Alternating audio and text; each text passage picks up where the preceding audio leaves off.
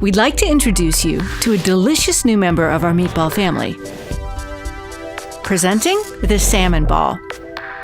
Behind the scenes, our chefs have been hard at work for quite some time. It might seem easy enough to create a salmon ball, but it's been anything but. Quite frankly, it's been a struggle. Setbacks. Too coarse. Too smooth. Too bland. Too spicy. Basil? Nah. Dill? Maybe. Not only toiling away with the taste and texture, but also aiming to be good for both people and the planet. We want to offer our customers healthier and responsibly sourced food. We realize we can't do this alone. We need partners, carefully selected. They supply us with fresh ASC-certified salmon from the icy fjords of northern Norway.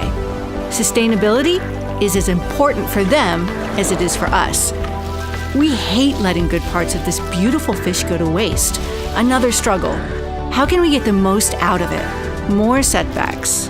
Then success, using a simple teaspoon, by hand. Things start to fall into place. A little seaweed, color, texture, some lemongrass. Getting closer, just a pinch of salt. A recipe that reflects our Scandinavian heritage with flavors from around the world.